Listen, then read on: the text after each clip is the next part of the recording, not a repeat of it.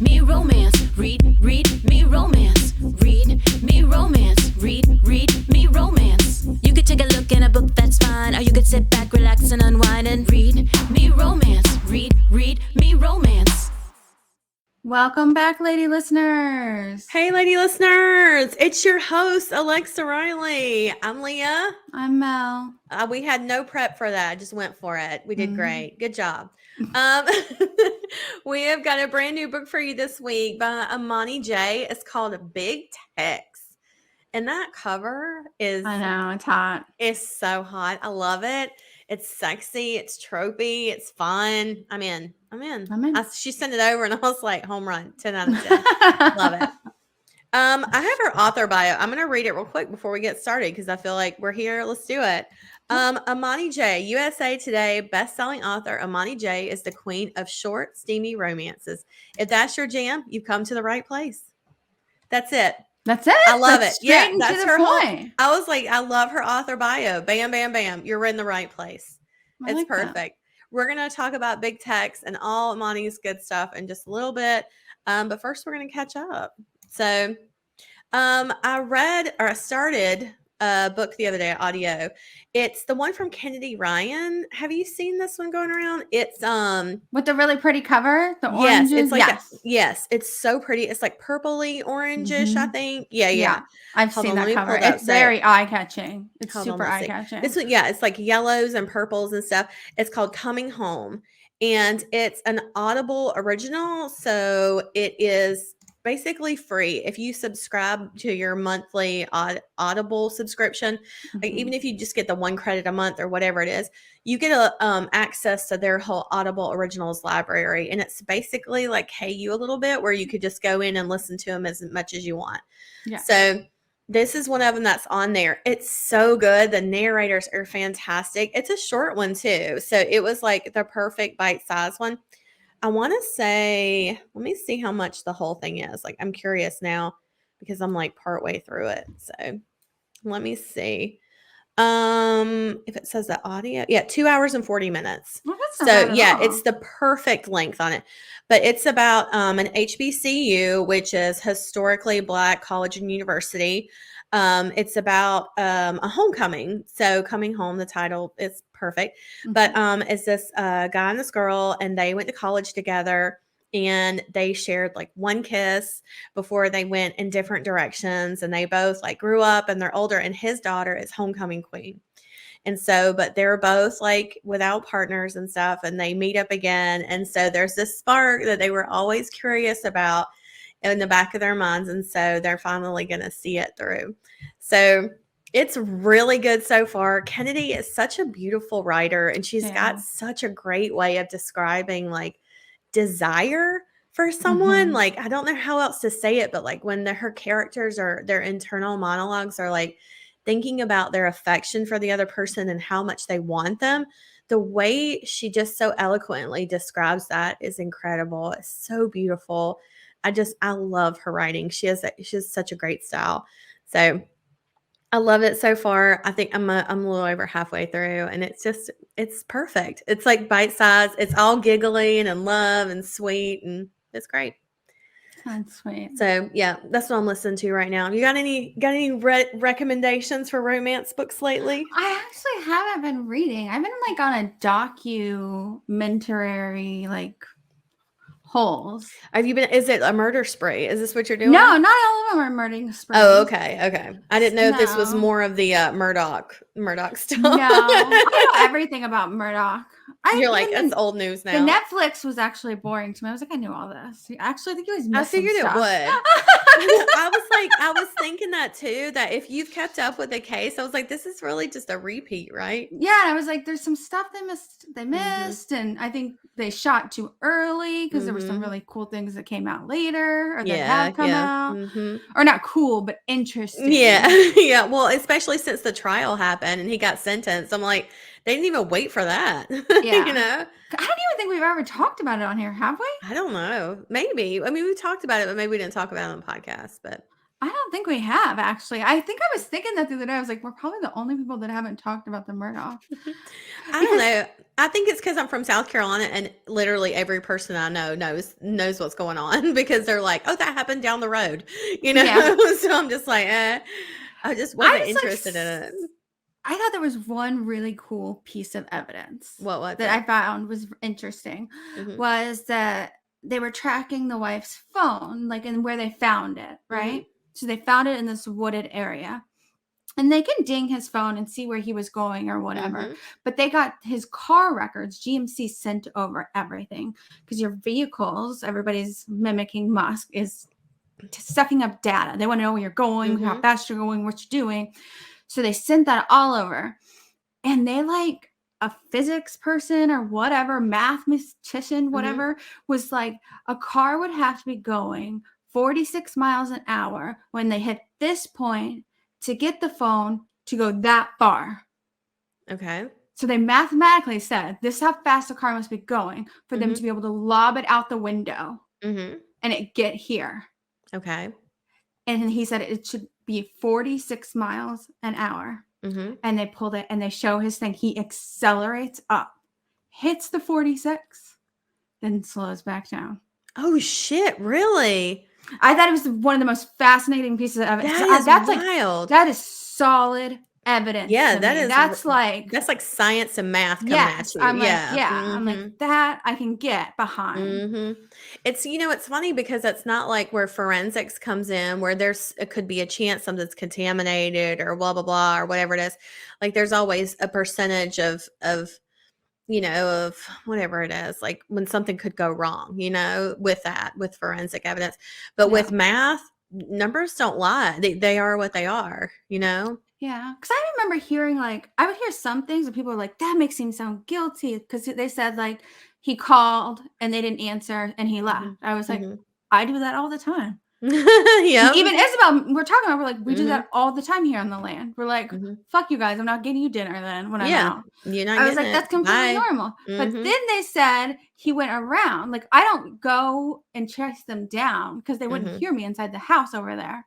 Yeah. But if you're telling me I could drive by their shed or whatever, and I can just lean my head out the window and it's on the way out, and I can be like, why don't you answer your fucking phone? Yeah. You bet your ass I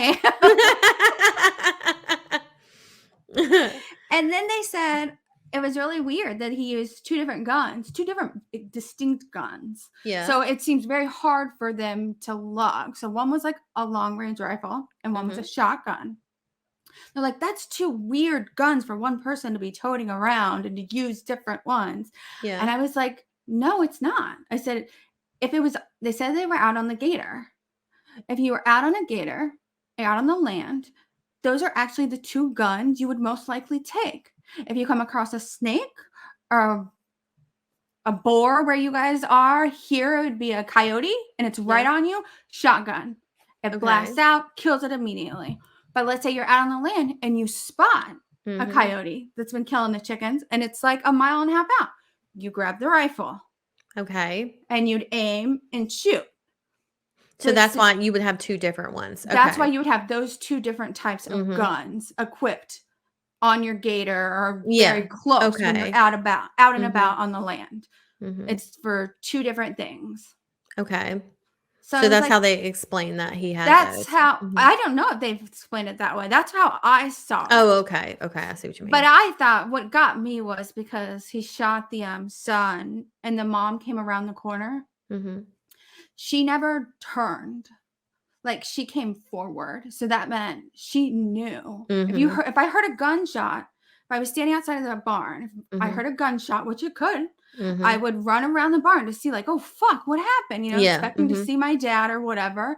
And I would come around, even if I saw my child on the ground and my dad had the gun in the hand, I wouldn't think he shot him. Yeah. I would still be coming forward. You know what I mean?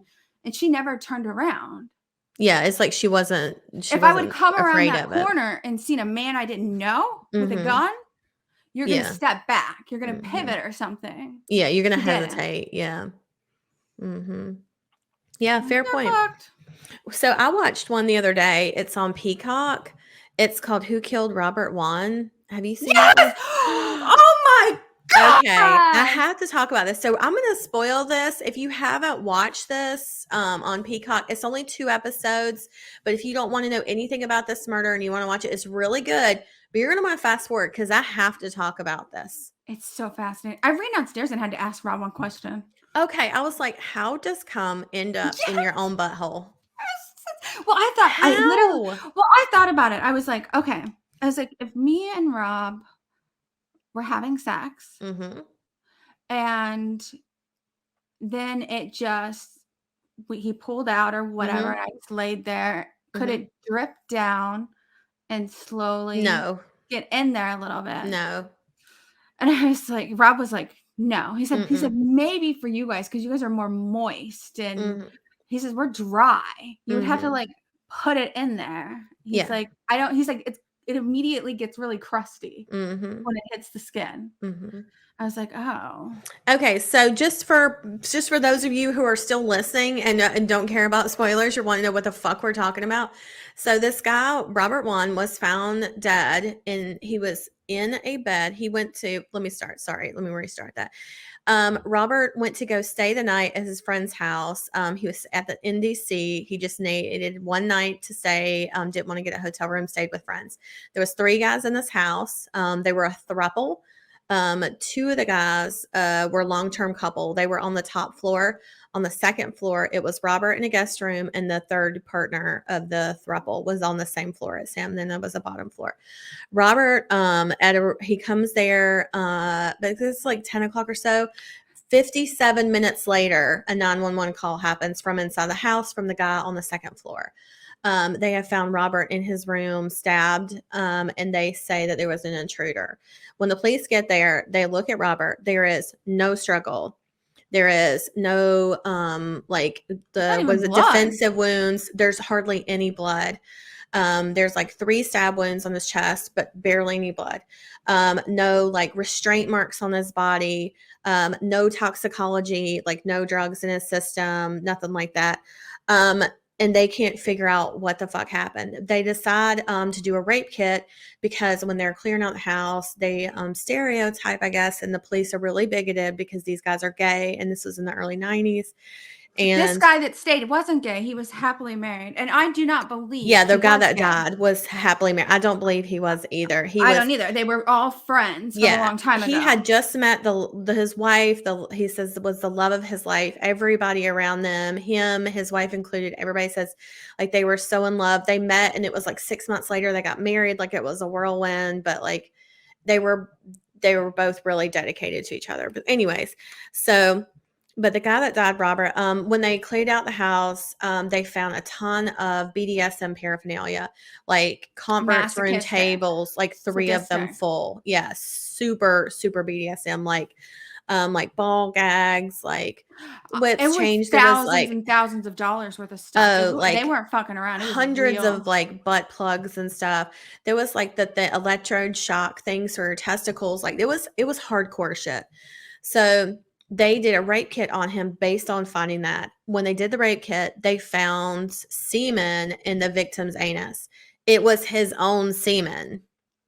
So, like, that's what could not be figured out. Like, why was his own cum in his butt? Yeah. And there was also, it wasn't like his ass wasn't violated. Yeah, like, there was no bruising, no tearing. There wasn't anything on it. They were like, he looked like he had gotten ready for bed. He had his mouth guard in it, right? Like he had his marked mouth guard still in his mouth. Like for his teeth grinding and stuff. He had that in. He had everything perfectly laid out on the table next to him. Like it was all perfectly normal. It's like he went to sleep and just didn't wake up when he was being stabbed. Yet there was no blood. And when the police got there, all 3 of the guys had just come out of the shower. They were all in bathrobes. They were all like wet hair. They didn't know what happened. I mean, granted, they could have been in the bedroom and all like together, and then someone come downstairs and found them. That could be a possibility. But essentially, there's no resolution to this story. So that's what really bugged me. But the 911 call was really frantic. it was very strange. It was very believable. The guy was very, very believable. Yeah, he was like panicked on it. But the thing I didn't understand was like he was like, what time is it? Like what's going on? And they kept calling like back that he was saying a lot of details on it. But I don't know what I'd do if I found a dead body in the house and like my best friend had just been killed. I don't know what I'd do. But also, but an interesting thing to know, mm-hmm. which is part of the Murdoch and kind of into this, when you dial 911, it doesn't start recording when the operator picks up. It immediately starts recording your call when you hit 911. Oh, like when you dial, yeah. When you dial and you hit, it's already recording, even if it rings mm-hmm. and rings and rings until the operator. So if you're like waiting, and then they pick up, and then you're like, they got you. We're just calm. Yeah, yeah. So just a little tip, guys.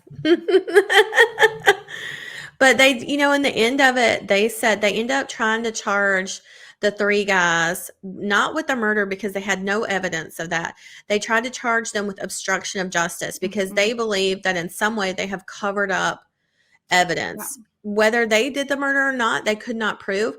But they couldn't even get them on obstruction of justice. The judge said in the hearing at the end, she's like, I know that you guys know more than you're willing to say, but nobody in here can prove it. So you're not guilty, but I think you did something. And so like they're saying, like they posted it up and they're like, anybody with any information to please call. And the guys that were like friends with the victim and they were, lived down the street, they were in the gay community, like big advocates at the time and still are. So they're the ones that are still fighting for justice on this. And they were like, it's not over till it's over. They're like, cold cases get solved all the time. Somebody knows something. And one day, one of those 3 guys is going to crack. I can't believe they haven't cracked now. I know. One was a lawyer. Yes. Yeah. And so he was the one that was like kind of the ringleader too. But they said the 2 guys that they're still in a couple, they're still together. They changed their names. And so they live in Florida, I think, but they've changed their name since. And then the 3rd guy, I think, has changed his name, but declined an interview. Or maybe he hasn't changed his name and he just did it. So I don't know. Either way, it was like, yes, there's something suspicious. And I just got to think like it's been like 20 years or something, but these guys have not let it go. Like that, like something's going to happen from this. I think so. I think something crazy. But this is the first time they were like, the case made huge news, but at the time when it made huge news, there was no social media. There was nothing else to support it. It was like you had to rely on papers and stuff. And, in the media at the time, if you didn't see the news at 6:00, you missed it, Yeah. So like now they've since, made this documentary. It's getting a lot of attention. It's such a strange case. So strange. It's so strange. So there's a lot of little things about it too that you're like, oh my God. But, it was the cum in the ass thing that I can't stop thinking about. But like, I was talking about it and Kevin and I watched it together and he was like, I wonder if like, he said that's like a kink for like men to do that. Like when they jerk off sometimes he's like even straight men to do that. So I'm like, okay, so the kink is like to put it in your own butt when you get done. He was like, yeah. He was like, I've heard of this, like being a thing, like putting it in there. Maybe it feels you good. Come and then you stimulate your prostate more. Yeah, that's what I was thinking too. Like, okay, like maybe if you come in it and then it does it, I don't know. Maybe that does something. Masturbating with my mouth guard in. Mm-hmm. Or maybe he did it, put it in his butt, went and got ready for bed, and then just went to sleep. And then that was there, and then the stabbing happened. Yeah. I mean, it doesn't just go away when it goes up your butt. Doesn't even make any sense. Nothing's happened to his body. I don't understand. I don't know. It's so weird. It's so weird. Anyway, so that was that. If you haven't seen that one and you've listened to all these spoilers, it's really interesting. And there's a lot of other stuff I couldn't go into just because it would take too long to talk about it. But it's really good. So I watched another one that wasn't about a death. It's on Netflix series, Web of Make Believe.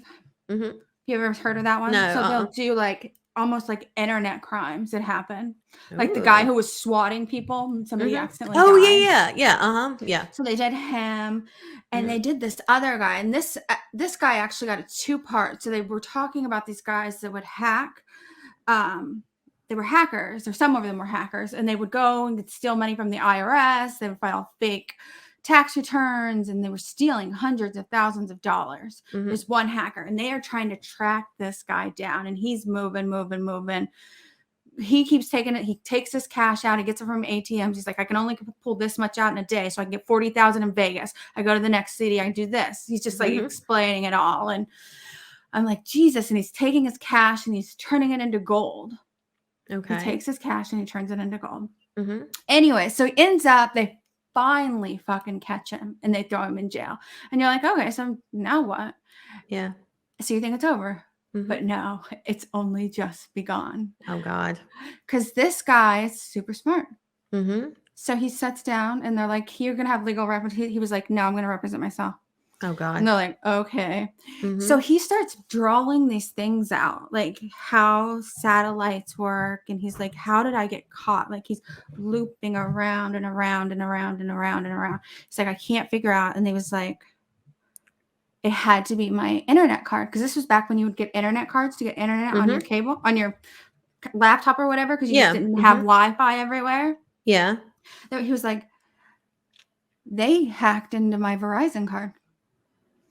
Oh, I think I know this and one. And so this one, and he said, yeah, you didn't have this warrant to and this is where it went. It was like, oh, he got the case thrown out because of it, no, right? he didn't get the case thrown out. Oh, I thought he got it thrown out because he said that.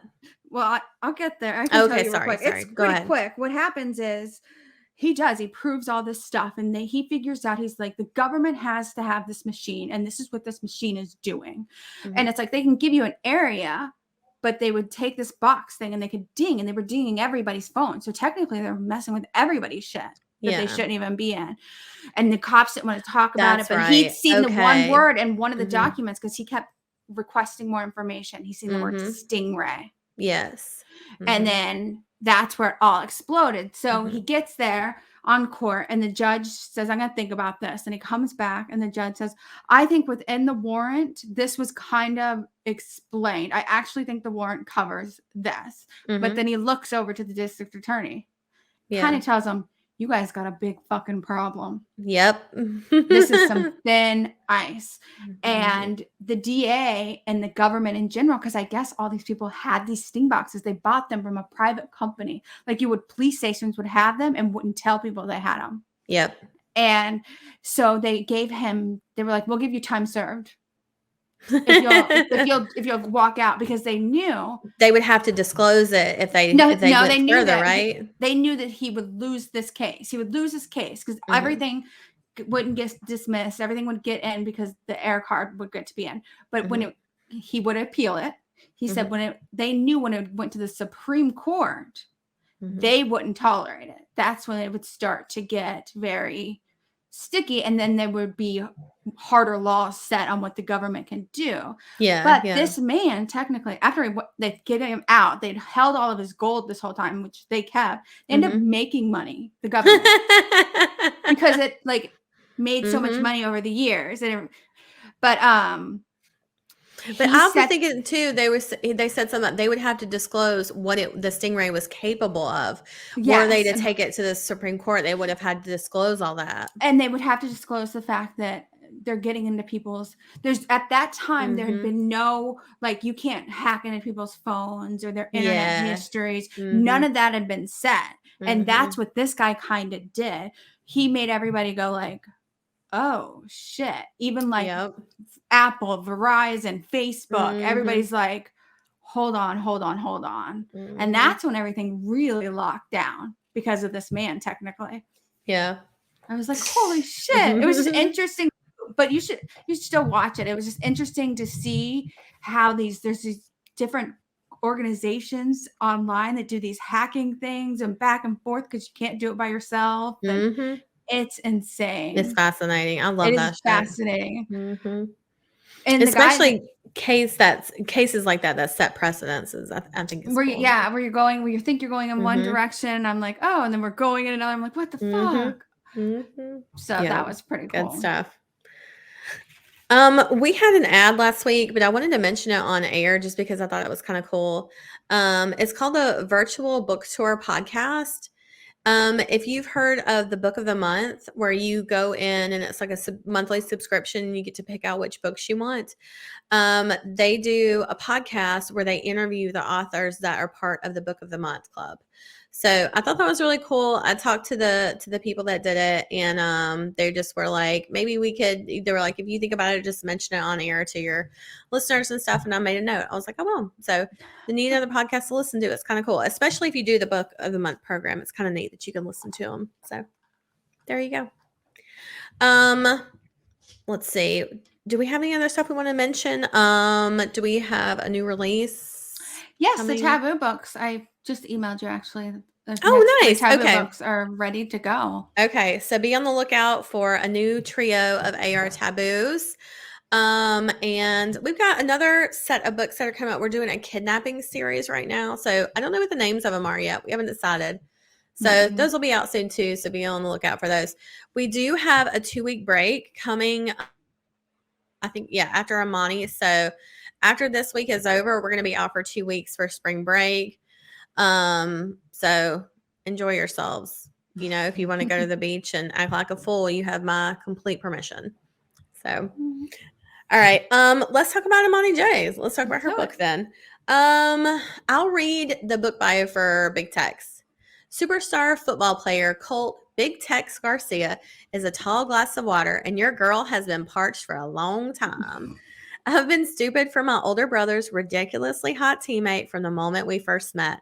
Colt Garcia is both the stuff of wet dreams and romantic fantasies. He's tall, broad, insanely ripped, but also sweet, funny, and a beast in the snack. So when my brother sends me to Colt's Ranch to recharge after I work myself to exhaustion, I know I'm in trouble with a capital T, because Big Tex and I have a history, the kind that was supposed to stay in Vegas, if you know what I mean. Listen to find out what happens when a hot as sin cowboy finally claims the girl he's been dying to make his. This is a steamy, curvy girl, instalove, instalust, cowboy, billionaire, sports romance novella. No cheating, no cliffhanger, and a guaranteed HEA. And you can get it now in Kindle Unlimited. There are 2 books that tie into Big Tex. One is Snowed In with a Quarterback, that features the female main character's older brother, who's also the main character's teammate. And then there's Max Protect, is the story of another one of Texas football teammates. So both of those tie into this. Make sure you check those out. Right now, the book Stroke of Luck is free. It's a St. Patrick's Day short, steamy insta-love romance. It's the first in the O'Malley family saga. And Imani Jay is doing her giveaway this week as an ebook for any of her new releases you can pick. She's got a Facebook group called Imani Jay's J Love. That's her group. We'll have the link down below in the show notes. You can check that out. And then also, she has a Kindle Vella story. It's a monster romance between a bad boy elf and a sassy curvy girl. Enemies to lovers, second chance romance called Sweet and Spicy Bites. I actually good stuff. Monster looking romance I put on the new release post. Actually, it'll be on this week's. I seen the cover and I was like, this is actually appealing. Like, I clicked in. I didn't think when you hear it, you're like, but when I seen the cover and the name, I was like, You know, hold up a second. Yeah. I love a good monster romance every now and then. Why not? Fuck it. You know what I was actually going to ask you about? I was like, have we talked about horror romance? Oh, no, that's right. You said to mention it this week. You were talking about the Gothic one? It's called Gothic, and I don't know what to do with Gothic horror romance or something? Yeah. What is that? I don't know. Gothic horror? I don't know either. I don't know a good example of it. But sometimes the word romance isn't in it, but sometimes it is. It's just Gothic horror? I don't know. And there's sex in it? I know I read one on Smashwords, and I knew after the Smashwords, but I didn't know if it was just an incident that it was tagged horror, and it was very horror rapid. And I was not like a happy ever after or even like kinky enjoyment. So I was like, and so the word now scares me. And so, but it scared me be on Smashwords. Okay, is a but big maybe difference. not in romance. Okay. Yeah, so I was wondering in the romance world, maybe somebody can write us in, or somebody who reads it or writes it. Like, yeah. break If it you're down. Like, if where do you're we? listening, Is it suspense? what Is is it gothic horror? What is that? what Tell is us. that? What does that mean? Gothic. Are we getting old? Does this mean we're getting old now? We don't know what these new kids are Maybe. doing these days. Probably. Yeah. I don't Probably. know. One of the girls I follow on TikTok was talking about a book where the hero fucks her with a gun. And I kind of feel like that sounds like it, because that would be horrific to me. But it could be one of those things, gothic. I thought you were going to say the butt end of the gun. You know what? Maybe you're right. Maybe that was it. Maybe I jumped to conclusions. All right. So we're about to play the entire book for you. You're going to get it all in one episode. So we're going to see you on the other side, I guess. Yep. See you there. All right. Bye. This is Big Tex by Imani Jay. Read for you by El Sanali. Rescue mission. Now. Colt. I feel sweat trickle down my neck. I'm sorry, man. I wouldn't ask if anyone else I trusted lived close to Layla. My teammate and friend Zachary Wilson apologizes. No problem, brother. I understand. I reply like the stupid moron I am. My heart beats a mile a minute, and I wipe my sweaty forehead with the back of my hand. It's not the hot Texas weather making me reach dehydrating levels of perspiration. It's the prospect of having Layla Wilson, my Layla, at my ranch, in my house, with me for fucking days. Thanks, I really owe you. You don't even know how relieved I am. We'll come get Layla as soon as we return, but right now she needs to rest and be looked after, not hop on a plane to Cali to be alone at our folks'.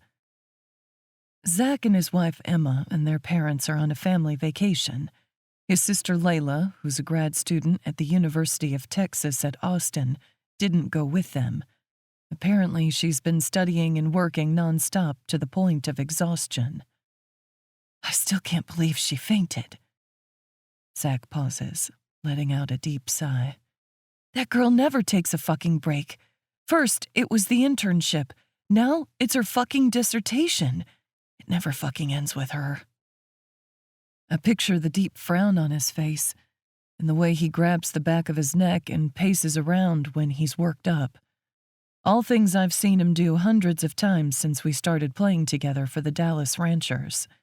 It's almost funny hearing him complain about someone else being a workaholic. The guy's a beast. I bet he'll be back at conditioning as soon as he lands. And I'm thankful for that. It takes a QB like Zach Wilson for a team who hadn't made it to the playoffs in years to win 2 consecutive Super Bowls and make it to the finals a 3rd time after that. Yeah, I love the guy like a brother. I respect and admire him as a teammate. And I owe him for being the best leader our team could dream of. I'd do anything for Zach. And looking after his sister for a few days is no skin off my back, especially since I'm spending the off-season on my ranch on the outskirts of Austin. The only issue is that Zach's sister is Layla Wilson. Don't worry about it. It's no big deal. I'm on my way to get her. Few days away from the city with nothing but fresh air and rest. We'll get her back in shape in no time. Yeah, and while that's happening, I will not perv over her fucking perfect shape. Fuck. Thank you. You're a lifesaver. Just keep her away from her laptop, yeah? We'll be there in 5 days. Don't worry, I got you. Thanks, brother. Before hanging up, Zach's low baritone deepens by a full octave when he adds, and Tex, she's my sister. I stay silent for a few seconds before answering, I know that. Good. Try not to forget. Fucking hell. I park my truck in front of the campus health center and pull a baseball cap low on my head, using the bent visor to try to partially hide my face. We're in Texas, where everyone eats, sleeps, and breathes football, and I'm the main wide receiver of the state star team. My face is on so many TV ads, billboards, and magazines. Even people who are not into the sport recognize me. I really don't mind taking pictures with fans, signing autographs, or exchanging a few words. But right now, my priority is to get to Layla, assess her state, and get her to my place. Layla Wilson in my house. Fuck. I walk into the building and make my way to the main desk. A woman in scrubs types away on a computer keyboard. Hi, excuse me. I'm here to pick up Miss Wilson. Without looking up from her monitor, she indicates a hallway with her thumb. I ask, she's in there? Yeah, room 5. Just waiting for the doctor to discharge her. The woman finally raises her gaze, and her surprised expression would have made me smile if I wasn't reduced to nothing but a giant ball of nerves. Colt Garcia? She stutters. I nod and grin before pointing to Layla's room and making my escape. I hear her shout at my retreating back, "Go Ranchers!" and turn back to give her a 2-finger salute without breaking my stride. Standing at the door to room 5, I inhale deeply in an effort to calm my nerves before knocking. Fucking get yourself together, Garcia. You take massive hits from fucking giants on the field, but you can't fucking hold it together with this girl? Yeah, like calling her a girl instead of a woman can magically make her power over me fucking go away. I roll my shoulders, lean my neck from side to side, and shake my hands as if I'm about to get on the field. It's fucking showtime. I hear a faint voice inviting me to come in and push open the door.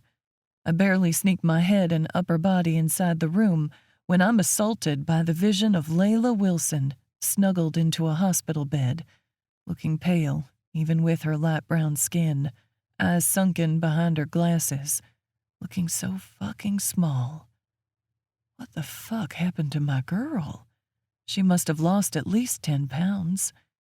She still looks fucking magnificent with her big brown eyes, full lips, that cute button nose, and the fucking dimple in her chin, the same as her brother. But my girl hasn't been taking care of herself. It's clear as day. It's no wonder she fucking fainted. Rage, like I've never known, swells inside me. It's wild, strong, immense, and will not be muzzled. I'm fucking mad at Layla for taking such poor care of herself, at her family for letting her do whatever the fuck she wants, and let's be honest, at myself for not stepping up and claiming my woman. But this shit ends now, today. I'm done fucking around with this girl. She fucking needs me. I need her. And there's nothing her brother or anyone else for that matter can say or do to change that. I close the distance between us in 2 long strides, leaning into Layla to hug her with the caution reserved for newborns. She's stiff in my arms when she asks in a croaky voice, "Tex, what are you doing here?" The fuck? Zach didn't tell her? I pull my face from the soft, warm crook of her neck and the heady mix of her sweet vanilla perfume and own bewitching scent. "I'm here to take you home, doll." Her gorgeous eyes widen.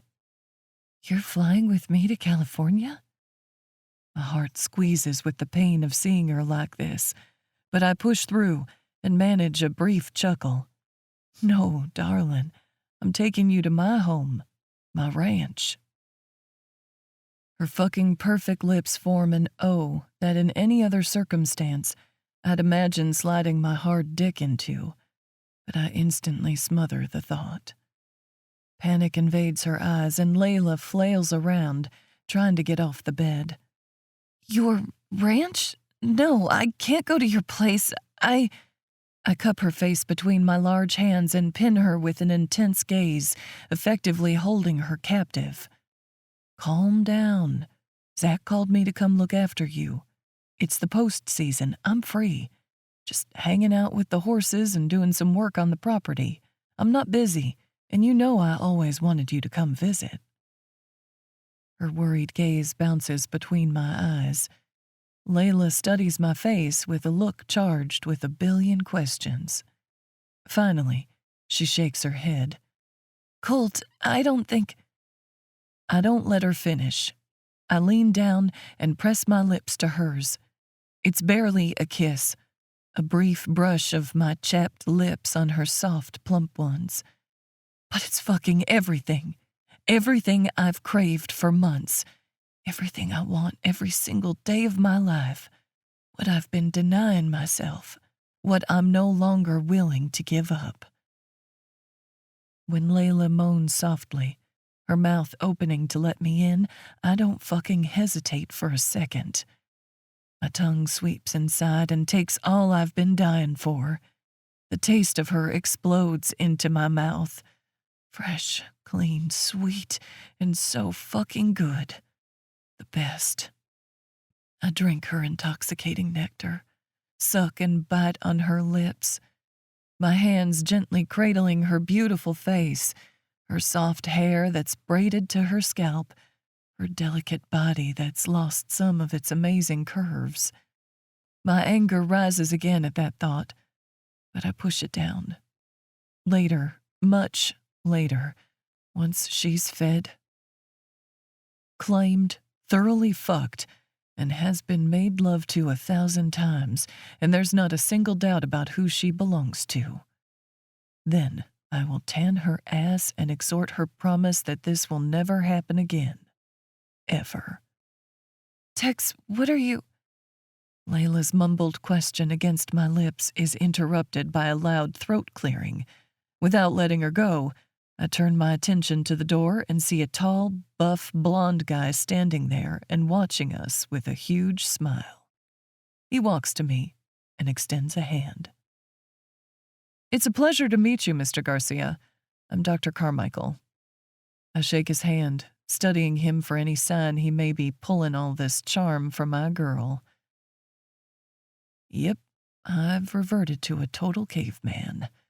But Carmichael seems more enamored by me than Layla. I'm a huge fan, sir.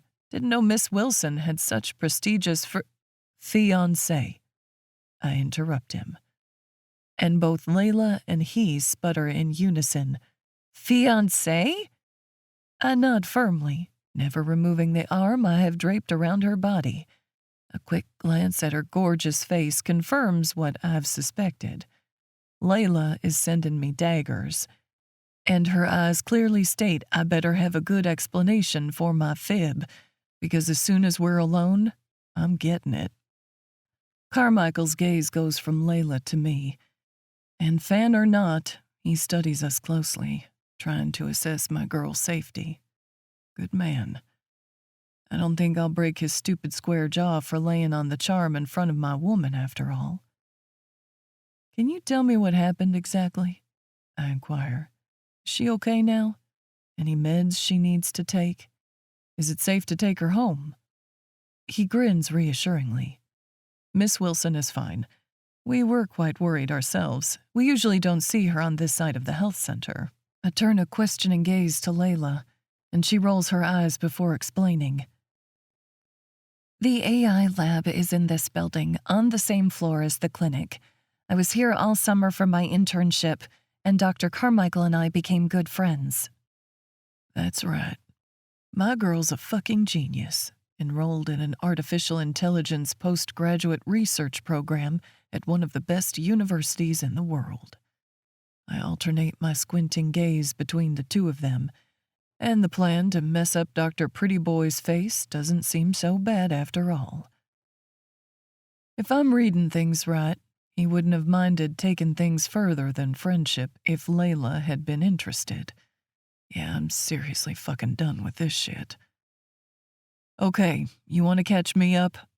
I ask the blonde. He shakes his head, sobering, and the switch from eager fan and friendly colleague to stern doctor is arresting. I'm sorry, Mr. Garcia.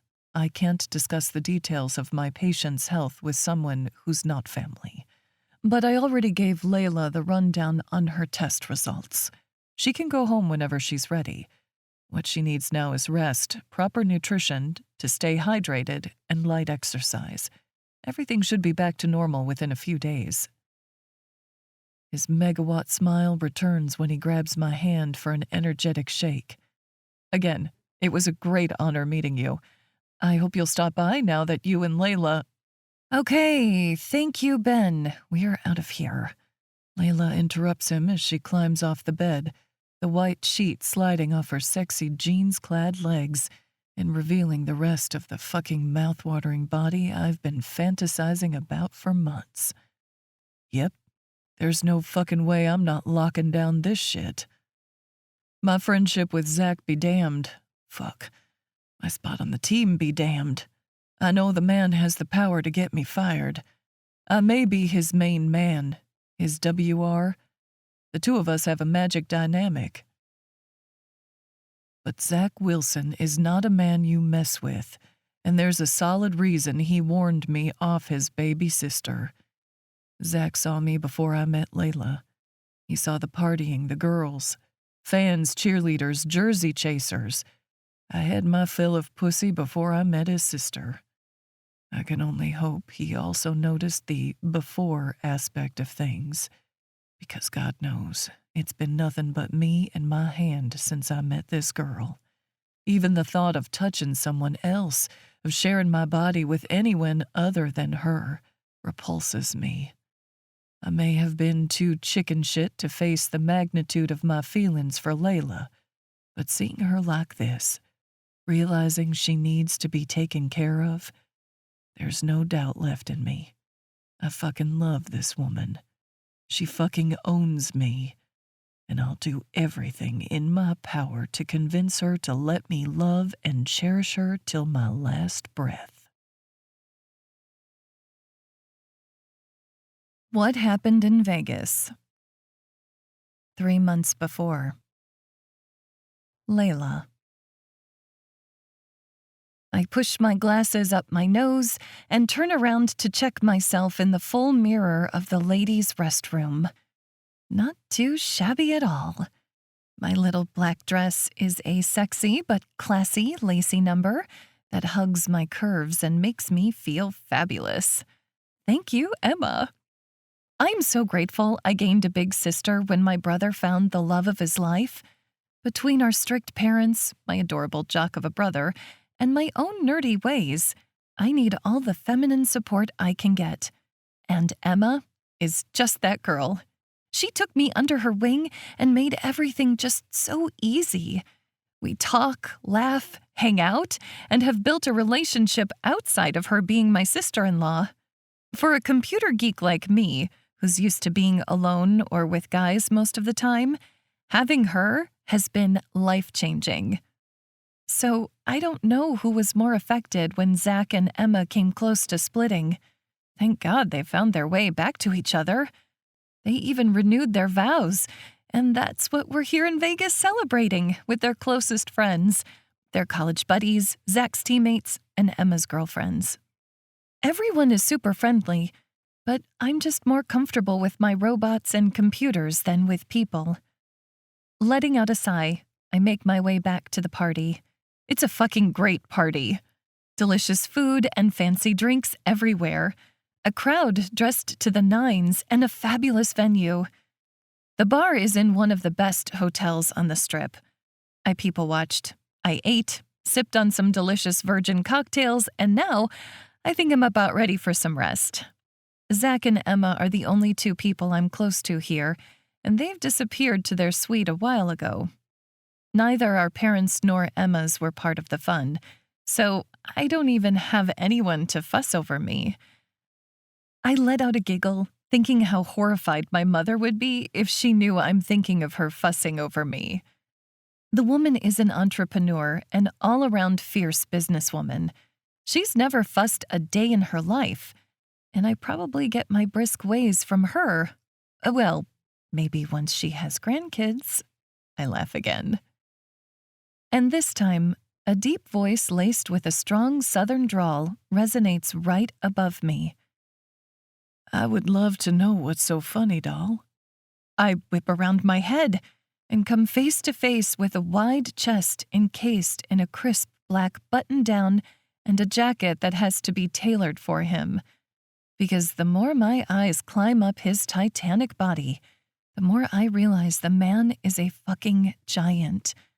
Up, up, a powerful torso, a solid pair of wide shoulders, a corded neck with a delicious deep tan, a fucking carved jaw, a sexy, smirking mouth, a straight, masculine nose, and mischievous, twinkling brown eyes. His rich brown hair has a few lighter strands, from sun exposure, I guess, and he stares at me as if I'm the main attraction on the menu and he's ready to play. This man is absolutely magnificent, and he smells so goddamn fucking good. Of an unexpected blend of leather, expensive cologne, cigar, and the types of pheromones that signal one has won the genetic lottery. Because there's no way women aren't throwing themselves at this guy left and right after catching a whiff of this dangerous drug. I stand, glued in place, jaw slack, gawking at the giant sex on a stick of a man. Who knew such creatures even existed? Hi? I try. Hi yourself, darling. And here comes that lazy drawl again. Ugh, don't give up on me, panties. I gather all the professionalism and mail-handling skill set I've acquired over the years, readjust my fogged-up glasses, and thrust out a hand for him to take. I'm Layla. He takes my hand, but of course, instead of simply shaking it, he has to do something even more rattling than his simple existence. Bombshell guy wraps his big, warm, calloused fingers around mine and bows slightly. It's very nice to meet you, Miss Layla. I'm Colt. It's Miss, right? I can't hold back my laughter, and once it's receded, I nod. Yes, it's Miss. Still holding my hand, his big thumb gently caressing my skin. Still eye-fucking me. Colt adds, Good. I wouldn't want to harm anyone. I raise a challenging eyebrow. Being a miss doesn't mean I'm unaccompanied. Are you accompanied? He asks straightforward. I shake my head, feeling a bit sheepish and a lot foolish to be flirting with such a perfect specimen of manly beauty. Good. May I buy you a drink? I shake my head in an attempt to break his spell and try to pull my hand out of his. No, I think I'm going to call it a night. Thank you, though. Doesn't have to be a drink down here. Colt drawls. And of their own accord, my eyes slide from his mesmerizing chocolate gaze to the full sculpted mouth I'd give anything to taste in this moment. Probably feeling my resolve teeter, Colt takes a step closer, effectively erasing any distance between our bodies. His heat, his smell, the way he's towering over me, all of it engulfs me, and I let out a small whimper. The sound seems to trigger something in Colt, and his eyes flash with a fierce blaze. You're the most beautiful woman I've ever seen in my life, bar none. I want you. Don't ask me why or how. I know you feel it too. His other hand raises from his side and hooks around my waist, pulling my body flush into his. Colt leans into me, lowering his mighty height till he can mutter into my ear, I need to see what's underneath this dress. Need to touch you, taste you, feel you. He nips and licks my sensitive earlobe while he speaks. And by the time he's done, I'm nothing but a puddle of goo for him to do with as he wishes. I can only nod my consent, both my brain and mouth unable to produce speech. Colt shakes his head slowly, and the movement fascinates and scares me all at once. Did he change his mind? That would be just my luck. Meet the most beautiful man I've ever laid eyes on, get propositioned by him, then run him off in a matter of seconds. Fuck my life. Did you change your mind? Fuck no. He growls. But you need to say the words, darling. Do you want me to remove this dress from your fucking sexy body? Will you let me get my big, dirty cowboy hands all over your gorgeous skin? My tongue everywhere. With each word, the pulsing at my core intensifies and quickens. This man is about to make me come with the pure power of his silver tongue. Fucking Southerner. I take a deep inhale, firming my resolve. Yes, I want that. All of it. The rascal's grin intensifies. Then let's go, sweetheart. There's an awful lot I want to do to you, and there are only so many hours left in the night. My heart squeezes painfully at his words. Right. Vegas. A random girl in a tight dress who lets a hot guy take her to a hotel room. One night stand. Got it. My expression must betray my shocked realization, because Colt's gaze turns worried. But before he gets a chance to ask about my mood change, I plaster on a big, bold smile and pull on his hand, turning to make my way to the set of elevators. You only live once, and this fine piece of male ass is a once-in-a-lifetime occurrence.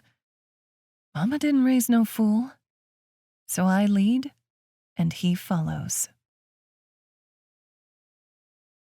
When we make it to the elevators, the cabin is half filled with hotel guests on their way back to their rooms to change before they return to partying, and a few who appear to be ready for bed. Colt stands behind me, against the mirrored wall, one hand loosely wrapped around my waist. The side of his face rests against mine, and the long, strong fingers of his other hand play with my hair, my slim gold chain, my neckline. His full lips brush my skin. Words of praise are whispered just for me, escaping his lips, making my nipples hard, my pussy throb and weep with want, my clit pulsating with need. His long, thick erection nestles between the twin globes of my ass, and I can't help my hips from swirling a bit in a barely there motion, searching for some semblance of friction, relief. As we climb higher, the elevator empties and we become more obvious. The last woman to climb off sends me a knowing smirk paired with a wink. I bury my face in my palms. What is happening? What has this man done to me? I've never in my life behaved in such a wanton manner. Colt wraps his big, warm hands around my forearms and turns me to face him. What's wrong, darling? Still hidden away in my palms, I shake my head. I've never done anything like this. I don't know what came over me. His hands drop from my body, and he takes a step back, taking away his body heat, the warmth of his touch, the cloud of his wonderful scent. I pull my hands off my face and look at him. He's stern and closed off now. You don't have to do anything you don't want to, doll. I can just walk you to your door and wish you a good night. I'm beyond happy you let me get close to you and touch you the way we did. Nothing else has to happen. Not tonight, not ever. If that's not what you absolutely want. I bat my eyelashes with incredulity. Who is this man? What guy takes the time to ensure his fling's absolute consent? If Colt, whatever his last name is, was exponentially hot a couple of minutes ago, he's reached supernova levels of awesomeness after his short speech. Yeah, there's no way I'm not tapping that. I look him straight in the eye and articulate slow and clear, Colt, I want you. I hook a hand at the back of his neck and pull down his head. At the same time, I'm pushing on the tips of my toes. I press my lips to his, savoring their soft, pillowy quality. At first, he just stands there, letting me run the show. Then, when I groan in frustration, pushing him and advancing till his back is against the wall, Colt lets out a chuckle. I take advantage of his open mouth to sneak my tongue between his lips and taste him. Fuck. The perfect blend of manly flavor, clean taste, and soft, talented mouth. Ugh, kill me now. Do I really only have him for a night? Why can't I keep him? Because you know your life is a mess. You have no time or space for a man. And the guy's not interested in anything other than a one-time thing. When we walk into my room, our gazes fall on the immense bed that's the huge beast of a type that can fit Colt's tall, broad body. He quietly closes the door behind us and guides me to the foot of the mattress. It's firm, comfortable, the duvet thick and soft to the touch. I keep my gaze on our hands, resting side by side on the immaculate cover. The contrast between the shades of our skins is beautiful. Deep tan against caramel. My smaller fingers, his strong, masculine ones. The thick veins tracing the back of his. We form such a heartbreakingly beautiful picture in this just before moment. Just before we've touched intimately for the first time. Just before our bodies have finally joined. Just before we take another step into exploring this wild night. Colt cups the side of my face, and I raise my eyes to his beautiful brown ones. He's so fucking handsome. All thick, arched brows, strong nose, high cheekbones, full sensual lips, and a soft smile that warms my heart. My nerves settle, my anxiety giving way to excitement again. I raise my hand and curl my fingers at the side of his strong neck, resting the pad of my thumb at the hollow of his throat, where his pulse throbs erratically. I lean in, his amazing scent filling my nostrils, and press my lips to the spot my thumb just grazed. Colt lets out a shuddered breath. Emboldened, I poke out the tip of my tongue and swipe a quick lick. His taste. Oh my God, his taste. This man will be the death of me. I'm not going to be much of a gentleman tonight, baby. Is that okay? I smile widely. That's highly expected. Good. He rumbles, then leans in and kisses me hard. His lips press against my mouth with passion.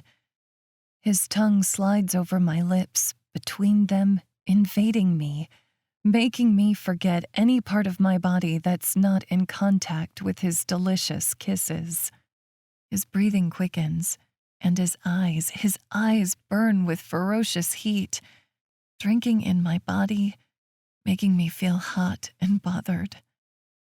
Do you have any idea how much I want you? Colt growls against my mouth. I can guess, I whisper back, dragging my palm over his strained slacks. Wow, who's this empowered seductress? Colt gives me a look that says he likes her. He resumes his devouring kisses, and his large hands roam from my waist to my ass. He sits on the bed and pulls me into his lap, twining his long fingers with mine and making us caress his hard length together. I watch the movement of our hands, fascinated by the sensuality of this moment. I feel his erection grow and harden, You're so fucking beautiful. So sexy. He whispers into my ear. His warm breath makes me shiver. Colt plays with my breasts, massaging and caressing the soft globes of flesh, rolling and pinching my nipples, and I gasp for air. He picks up his seductive murmur. You're so gorgeous. I love everything about you. I'm so into you. I moan from what his clever fingers are doing to my tits, from the open-mouthed kisses he's covering my neck with, and the rub of his erection between our parted thighs. Colt's hardness has grown frighteningly against my ass, deliciously rubbing between my buttocks. Your mouth, sweetheart. He runs a calloused finger over my lips with just enough pressure to create a maddening sensation. These soft lips, fuck so full, makes me want to slide into your mouth. He presses an inch of his thumb into his mouth, getting it wet with his saliva, then spreads the moisture over my lips. I want to lick you all over. Another pass of the pad of his thumb. Bite you. He nips at my neck, and I can't stifle a loud moan, arching my back. Fucking devour you. Another sharp intake of air on my end. I feel a gush of moisture drip down my damp panties. Colt rises from the bed and undoes his pants in slow movements. When he pushes down his slacks and boxers, his engorged cock springs out. He runs the soft-skinned tip over my lips, with just enough pressure to show me what he wants but letting me make the decision. My arousal annihilates my inhibitions, and I open my mouth, taking in the thick, warm, soft-skinned head. I wrap my hands around his length, stroking him up and down. Sucking on the tip, I pull it further into my mouth at each pass. I love the intense sensations invading my body. Colt's fingers thread through my hair, his large palms holding my head. He drives me crazy with the roll of his hips. I'm in that amazing state of arousal where it feels as if I could come even without direct sexual contact. I want to see you, he growls out. No, I want to see him and show him and feel him, touch him. He pulls himself out of my mouth, making me whimper in protest, and returns to sit next to me. He pulls me onto his lap, making me straddle his hips. My breathing is fast and irregular. My lips feel swollen, my breasts heavy. My sex throbs from the friction of his cock on my ass, the feel of him inside my mouth, his wicked words, his kisses, his caresses, and the warmth of his breath. Colt looks me in the eye, a barely there smile on his full lips. He pulls me closer. So close, our midsections are separated only by the thin layers of my clothes. You're gonna feel so good, doll. So fucking good. His voice is soft and seductive, with a faint edge telling me he's holding on by a thread. I'm not the only one losing my shit here. Colt lays us on the bed. He gently pulls up my dress and starts running the tips of his fingers along my slit, over the fabric of my lacy underwear. He rubs over my clit till I feel my orgasm build, then slides down to my entrance. Stroking himself, he hisses, I love the way you smell, the way you look, so wet and swollen. Fuck, sweetheart, you're gonna make me come before I'm even inside you. He pushes 2 thick fingers inside me every time he reaches the entrance to my pussy. Colt inhales sharply and thrusts inside me, knuckles deep. At the same time, He pinches my clit. Then he takes my hand and wraps it around his cock, circling my fingers around his long, thick erection. I drink in the sight of him. Beautiful, powerful, and passionate. His golden skin splattered with freckles. Colt doesn't stop his maddening pattern. He rubs along the length of my slit, goes back up to my clit, then plays there for a beat, tormenting me with a delicious circling pressure. Then he moves back down where he pushes inside me slowly, inch by achingly delicious inch, while his thrumming fingers keep my clitoris burning with pleasure. My hand trembles around his cock. I've never been this turned on in my life. What we're doing feels wicked and natural all at once. The vision of our hands on our most intimate body parts. My orgasm building indefinitely. I'm afraid I can't take any more. Our movements become frantic, and our mouths join in deep, loud, wet kisses. I'm licking his delicious lips, biting and suckling. I can't keep still. My hips come off the bed in abrupt jerks. My hand has lost its slow, sensual caress on Colt's sex. I wet my palm with the flat of my tongue, then keep pleasuring him, fighting to keep my control, trying not to go too fast or too hard.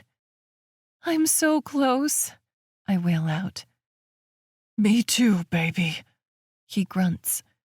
Then we start moaning loudly into each other's mouth, eyes locked, hands furiously pulling each wave of pleasure from the other. Yes, yes, yes, I repeat in an infinite litany. Fuck, doll. You're making me feel so fucking good. Layla. He stretches my name through his orgasm. After a few seconds, I start coming back to my senses. We're lying on our backs, arms still tangled. I have my forearm over my eyes, trying to get my breathing back to normal. Colt lets out a soft laugh. What? I ask, turning to his gorgeous face. I squeal when he hauls me into his arms, taking me into the adjoining bathroom. After we dress off, he gently sets me in the shower and grabs a washcloth. I watch as he joins me, turns on the water to a warm temperature, wets the cloth, pours shower gel on it, then proceeds to wash away my stickiness. A couple of hours later, after we've cleaned up from our bedroom session and from the shower action, we're resting on the bed, limbs tangled, dozing off in a wonderfully sated state. Colt slips a hand under my hair, stroking the back of my neck. I smile, drinking in his gorgeous face as he pulls me closer on his chest and presses a tender kiss on my cheek, framing my face in his huge hands. There's a sparkle in his eyes, a smile on his face as he studies me. What? I ask. He kisses me tenderly, long and deep. His lips are all over mine, his tongue caressing my mouth, his hands still cuddling my face. And we stay like that, bodies and minds tangled into each other. Colt. It's official. I've died and gone to heaven. No earthly sensation can feel this amazing. Layla's pussy is heavenly. She's not just tight, she's goddamn tight. Not wet, but fucking soaked, coating my cock and balls. I'm holding her hips hard, probably hard enough to bruise, but I can't loosen my grip. I need to. My eyes are glued to our joined sexes. Her pussy lips parted, my dick thrusting in and out, glistening with her juices. Hands firmly on my shoulders, she plants her short, manicured nails into my skin. The sharp pain enhances my pleasure. That's it, darling. Fucking bounce on this cock. It's all yours. Fuck yourself on your man's dick. Layla moans louder at my dirty talk, and I can't hold back a strong up thrust, making her cry out. You like that, dirty girl? You fucking like daddy fucking your tight, wet cunt hard? Layla lets out another loud whimper, and I can tell she's close.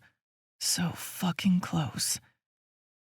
I band a strong forearm around her waist, firmly holding her in place, and start pistoning into her tight, drenched channel.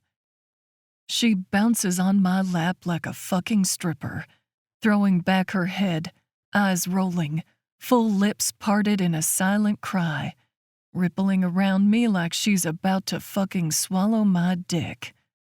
We're both so fucking close. I press the pad of my thumb at her swollen clit. One pass, and the hood is pushed back, the sensitive bundle of nerves at my mercy.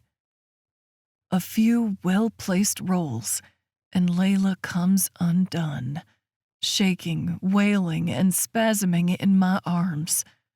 God, she's beautiful. Layla. Our wonderful cocoon bursts early the following morning. I wake up deliciously sore and grinning, because I know the reason I feel too hot and smothered in this immense hotel bed is the 6+ feet of gorgeous manliness snuggled up against my body. I inhale his scent and press my lips to the hollow of his throat. He smells just as amazing and tastes even more wonderful. Ugh! Without opening his eyes, Colt gravels. Morning, sunshine. I giggle like a schoolgirl. Good morning, handsome. He groans, stretching his long arms and taking even more space on the mattress, and I fucking love it.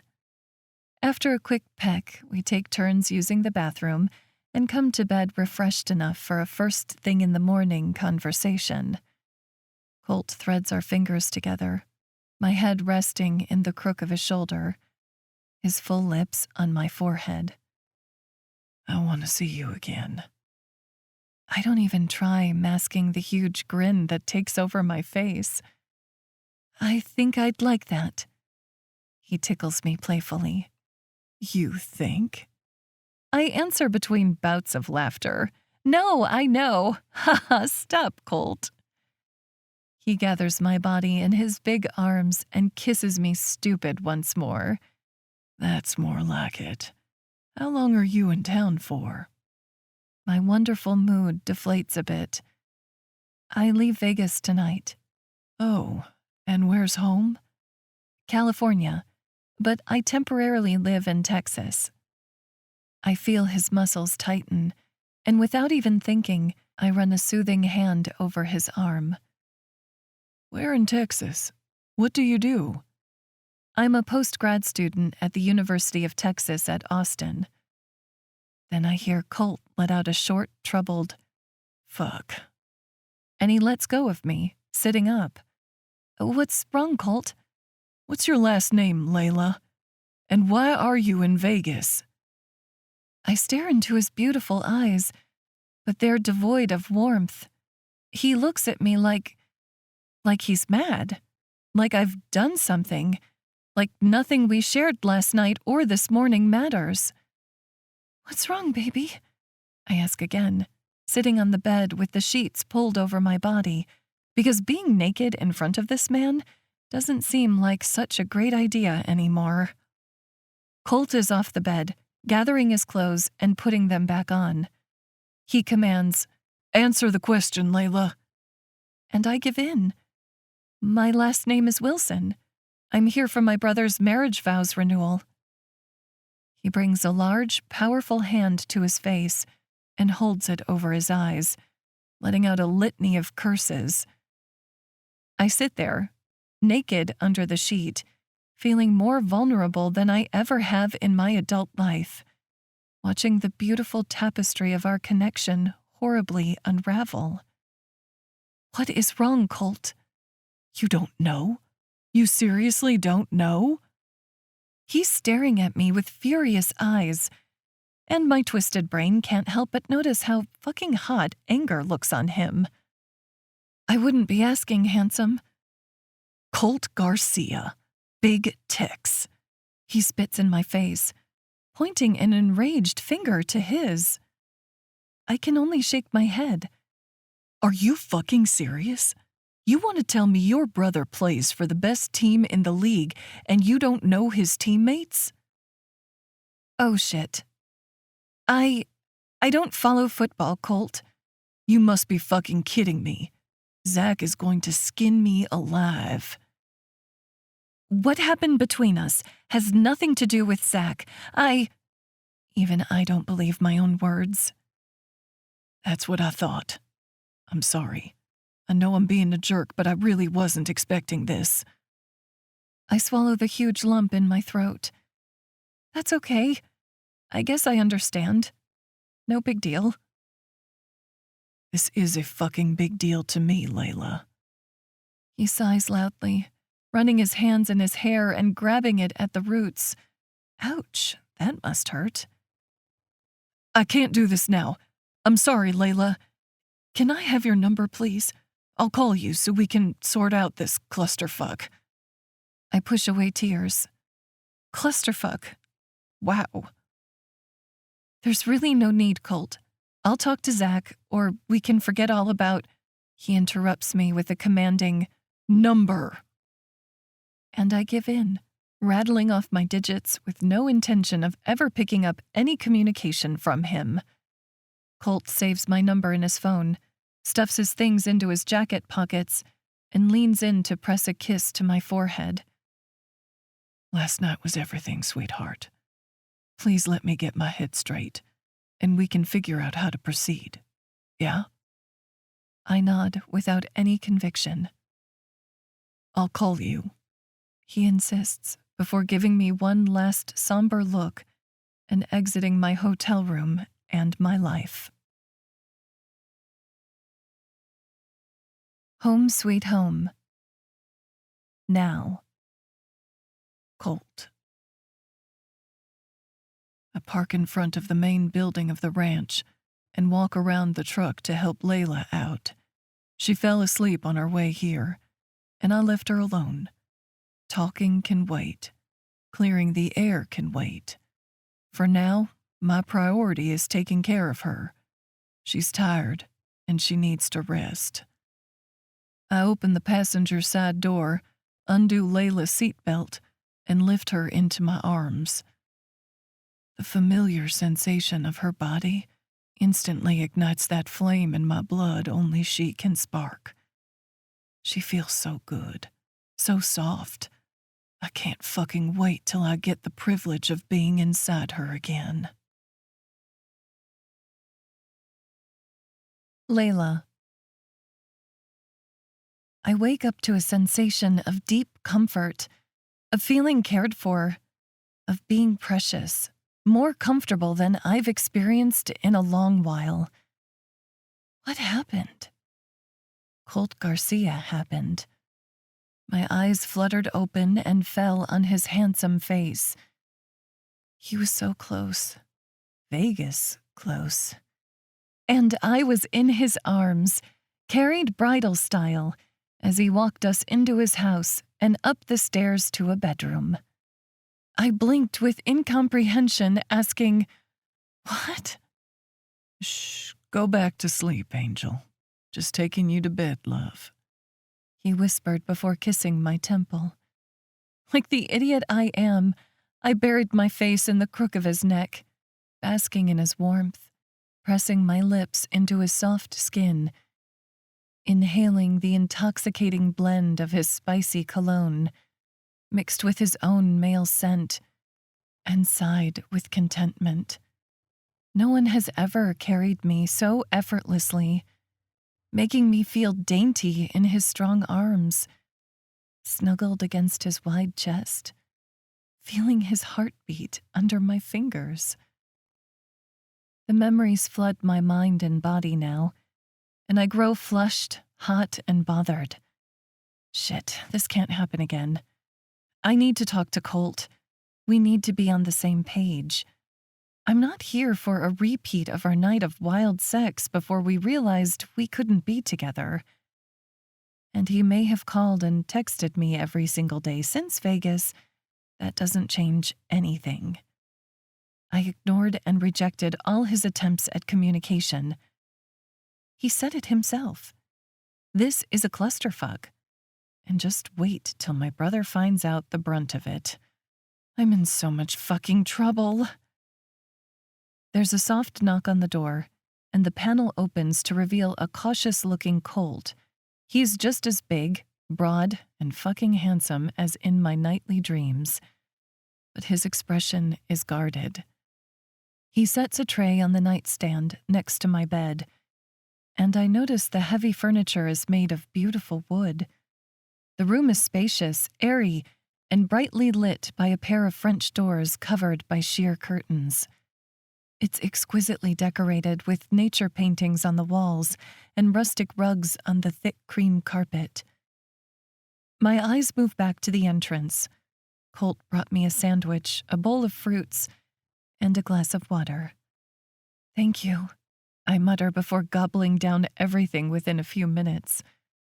He comes to sit on the bed at a reasonable distance, his long legs stretched out on top of the comforter, feet crossed at the ankles, arms folded over his massive chest, his bulging biceps straining the fabric of his shirt. He looks completely different from the sophisticated, tailored suit sporting man I met in Vegas. And my vagina isn't sure who she likes better, this battered jeans, flannel, and boots-wearing cowboy, or the GQ model who gave me the best night of my life. Colt watches me eat, a small smile blossoming on his gorgeous face. God, I miss seeing him, being with him, and all the other stuff. Being in his presence like this, feeling seen, cared for, and desired, I'm not exactly sure why I refused to hear him out after Vegas. I mean, Zach is going to be an issue, but at this point... When I'm done scarfing down the food he made me, he playfully asks, "Better?" I nod with gratitude, then take a deep inhale, because what I have to say to this man is absolutely bonkers. I just found out this afternoon, but I know I have to tell him. I would hate it if someone kept something this important, this life-altering from me. I take in the room once more, trying to find the courage to say what I have to share with Colt. Did you know that condoms only have a 98% efficiency rate? I ask like the dorky lunatic I am. My face heats up at the mention of our torrid night together, and from the glint in his eyes, Colt is also doing a mental play-by-play. He's watching me with a curious frown. I would wonder where I'm going with this, too, if I were you. I take a deep inhale and blurt out, "I'm pregnant, Cole." Ever since Ben told me what my blood work results had revealed, I've been wondering one thing. How would Colt, Big Tex Garcia, react to the news of our impending potential parenthood? So many scenarios played out in my head. He would be angry, stressed, irritated. He might not believe me, might think I'm trying to trap him. All plausible options. After all, I barely know the guy. But never in a million years had I imagined Colt would pull me onto his lap, cradle me in his big, strong arms, and press a soft kiss to my lips before looking me deep in the eyes. "Is that why you passed out?" Unsure how to interpret his reaction, I answer honestly, "Partially. I'm also genuinely tired from work." He nods. "Do you have a regular doctor, a gynecologist?" His face is serene, with just a ghost of a smile playing on his lips. What the hell? I thought he'd be dragging me out of his house by this point of our conversation. "Yeah, I do. But Colt, we need to talk." He nods, still looking like some fucking Zen master cowboy. I agree, but first I'd like to make sure you're okay. Both of you. My heart, my poor neglected heart flutters and swells.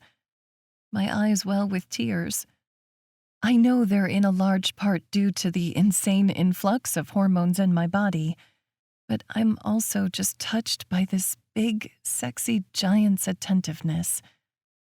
I clear my throat, batting my lashes to push away the tears before responding. I think that would be a great idea. Colt's grin broadens, and the effect on my heart and panties is fucking devastating. He's so handsome, so kind, and so goddamn hot. I really hope this won't turn into one of those platonic parenting situations. Colt. We're sitting inside one of Layla's OBGYN's exam rooms, staring at each other with wonder in our eyes. It's real.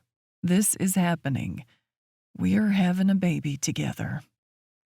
The first day at the ranch after Layla rested, we made appointments with her doctors. Her general practitioner confirmed Dr. Asshat Carmichael's exhaustion diagnosis, checked that my girl was in good health other than that, and added more tests to the ones run at the university's health center. And I was over the moon to hear confirmation that Layla is in great shape. The appointment with her gynecologist obstetrician just ended, and I might never recover from listening to the sound of our baby's steady heartbeat. I want to hop in my truck and drive us down to El Paso so Layla can meet my entire family and share our amazing news with them. I want to stop by the closest luxury jeweler and buy her all the diamonds they have. I want to kiss and worship her extraordinary body for the miracle it's making. I want to call Zach and come clean to him. I want to kiss, hold, and fuck my woman. I want. I feel dizzy with excitement. But before anything or anyone, Layla and I need to talk. Layla. I school my expression to keep my emotions hidden. There's not much I can do about the way I feel, but at least I can keep some semblance of dignity by not exposing myself as the heartbroken woman I've turned into.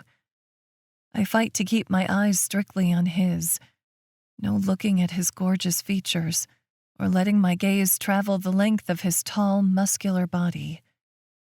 This isn't just about me. Things will never again be only about me. That's what I need to keep in mind. I reflexively rest my hand on my stomach and take a deep inhale. God help me. With a beaming smile on his full, sensual lips, Colt comes to sit next to me on the examination table. He takes my hands in his and gives me that look. The one that says, I'm precious, special, and his. The one that has to be a boatload of crap. But he looks so sincere. My treacherous heart whispers. Nope, been there, done that. No interest in getting a repeat, especially now that I have to take care of myself for another precious being. Colt, all I wanted was for you to know I'm expecting, and to offer for you to be a part of your child's life. His strong, square jaw ticks. He slides closer, and I scoot away, ending up backing myself against the wall. Colt's eyes turn burning, and the side of his mouth crooks up. I have no intention of leaving. Not now, not ever. I'm not leaving you or our baby, and you're staying with me at the ranch till we figure out shit. Colt, he interrupts me. I knew I should have stayed that morning in Vegas. I swallow in a futile attempt to dislodge the painful ball stuck in my throat. Don't, I beg him, feeling my eyes brim with tears. I went crazy not being able to see you or talk to you for so long. Why didn't you answer my calls and messages, Layla? He leans closer and presses a soft kiss to my cheek, where a single tear has fallen. I thought about you every minute, every day. Another soft press of his full lips. I was tired, frustrated, and I messed up. I was so mad, Angel, so fucking mad. I'm so very sorry, my love. My love? I fight to blink away my tears, torn between believing him, forgiving him, giving us a chance, and staying guarded. My heart melts into a gooey puddle as I wipe under my eyes. I remain silent, scared to believe it could be this easy, that all my pain, my worry, and my heartbreak could be unfounded. Colt pulls a sleek cell phone from his pocket, taps on the screen for a few seconds, and shows me the name and number flashing. He's calling Zach. What are you doing? Hang up! I whisper shout, while the line rings on speaker. Then my brother's voice answers. Hey, what's up, man? Everything okay? Everything is perfect. He turns to give me one of his sexy grins, paired with a wink. Listen, man, I need to talk to you about Layla and me. Zach's voice is filled with anger when he growls. What the fuck do you mean, you and Layla? Oh, Lord. But Colt doesn't back down by a single inch. We're together, man. I love you, I respect you, but she's mine. I'm done holding back. So you're saying you want to fucking date my baby sister? This is not going well. No, brother. We're getting married, and we're starting a family. Tex, I swear if this is some kind of sick joke, I take the phone from Colt. Hey, Zach. Layla, thank God. What the fuck is Garcia talking about? Are you okay?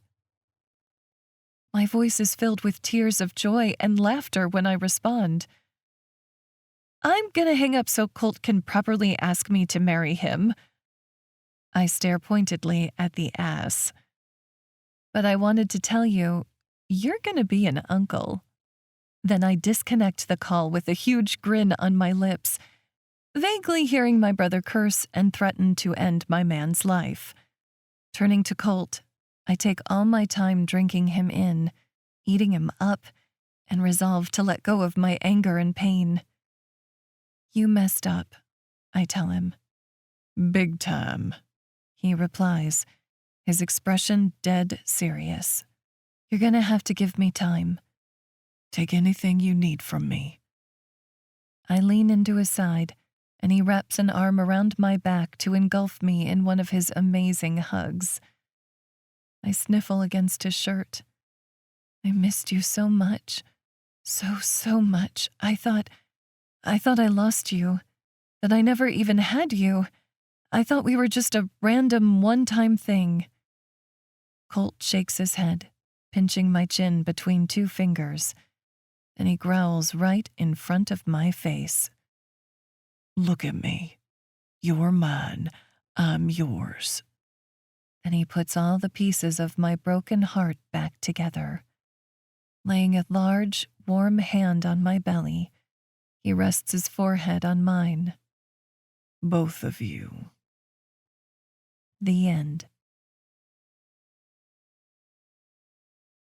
Epilogue. Layla. What are you doing, darling? I hear my husband ask as he slides his large hands around my waist, resting them on my rounded belly. Just checking on our boy. I turn to Colt, a soft smile on my lips. He's fine. Let him sleep. Come to bed. You need to check on this big boy. He pairs his words with a push of his hips, nudging me with his hard cock and pulling a gasp and a giggle from my lips. Tex, not in front of the baby, I protest without much conviction. Blackie is passed out cold. Now come, wife, he adds, swooping me up into his arms. I wrap my hands around his strong shoulders and rest my head on his chest with a happy sigh. Colt lays a soft kiss on my forehead, walking us to our room.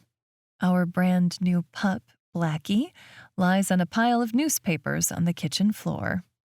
I smile, thinking how far we've come from Zach's threats on Colt's life to him, turning into a lovesick uncle for our little guy. The relationship between the two friends and teammates is still a bit strained, but I'm done worrying about my brother's feelings before our own. Colt kicks our bedroom door open and lays me on the chaise, sitting next to our bed. Oh. Since I'm quite far into my pregnancy, making love in our bed has become more and more challenging, and as always, Colt has proven himself full of resources. He kneels between my legs, pushes my thighs apart, lifting my nightgown to my waist, and sends me a wicked grin, his dark eyes gleaming with anticipation. My breathing accelerates, and I scoot back on the chaise, finding a comfortable position. "You good?" he asks, voice already dripping with lust. I can only nod, mouth dry with desire. I know this look. Colt is about to wreck me. His hunger for me seems to increase every day, and the rounder I become, the bigger my belly gets, the more he can't get enough of my body. Between my pregnancy hormones and my man's insatiable hunger, we've been fucking like rabbits lately. Well, even more than usual. I run my hand over Colt's stubbled jaw, a content grin on my lips. He's so handsome, so masculine. All intense gaze and hard muscles. Colt pulls off his t-shirt and tosses it aside, and he nudges apart my knees, tracing a blazing path on the insides of my thighs with his full lips, hot, wet tongue, and maddening nibbles of his teeth. I whimper, grabbing onto the arms of the chair, throwing back my head, mouth open on a long moan. Colt reaches the apex of my thighs and runs the tip of his masculine nose along the length of my slit, making me tremble with need. I grab handfuls of his thick, dark hair, muttering his name, begging, pleading. Oh, baby, yes, right there. More, please.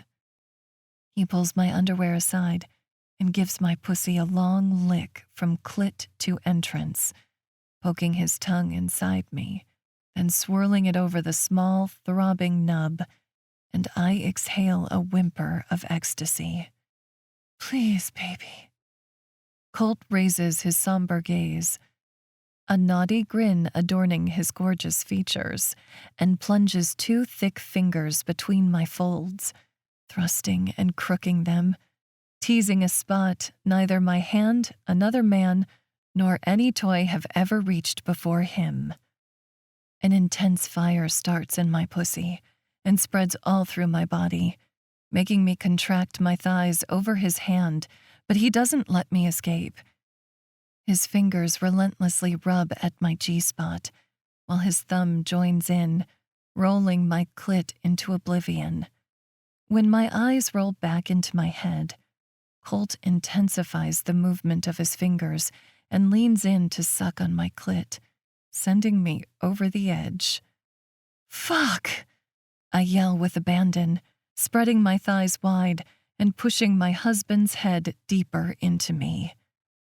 Colt keeps eating me up till the very last tremor, and then some more. He gently licks and thrusts until I'm nothing but a puddle of goo. I barely have the energy to wrap my arms around his neck when he lifts me and sets me on our huge bed, placing my back against the memory foam pillow that helps with my discomfort. You good? He grins cockily, but I don't have the energy to tease him back. Great, is all I can muster before my eyes flutter closed. The last image I see before falling asleep is of my Big Tex, standing tall and beautiful at the side of our bed, watching me drift into unconsciousness, guarding me with a loving light in his dark eyes. My husband, my love, the father of our future child, our future children. Colt. I run the pad of my thumb over my lips and taste Layla. I can still smell her. My dick twitches to attention, and I give it a quick squeeze. Not now, buddy. She's tired. I watch her voluptuous form. Her long legs are bent at the knees, the curve of her wide hip raised in this position while she's on her side. Her full breasts rise and fall under the lace of her cream silk nightgown, her curly hair spread out on the pillow. She's gonna be pissed when she wakes up, and it's a rat's nest. I'm the luckiest motherfucker on earth. I've got an amazing wife, and I can't wait to meet my baby boy. Life couldn't be better. I make a quick trip to the bathroom to wash my hands and face and come lie next to my woman, pulling her head on my chest. Eyes to the ceiling, I count my blessings, just as I do every night before sleeping. I think of all the gifts life has thrown my way and let the peaceful thoughts lull me into slumber. The end. This has been Big Tex by Imani Jay. Read for you by El Sanali.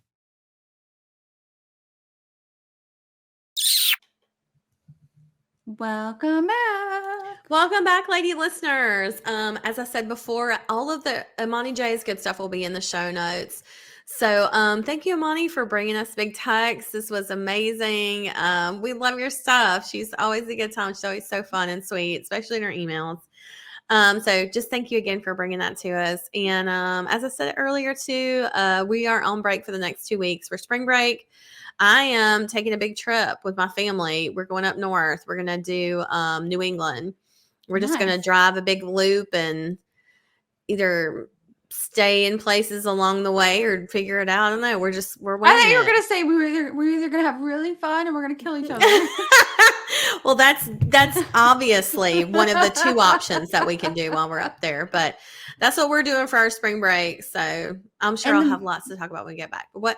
Go ahead. If you guys want some audiobooks, you can jump onto Patreon, and all the old audiobooks are on there. There's like over 60 at this point. I've been adding a new one every week.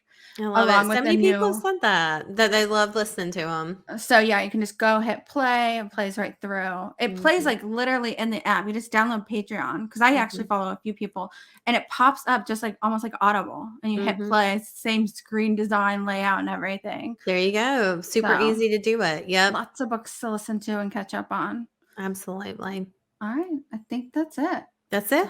Tell them what to do. Fuck your day up. Make today your bitch. Don't be a dick. Bye, guys. Bye.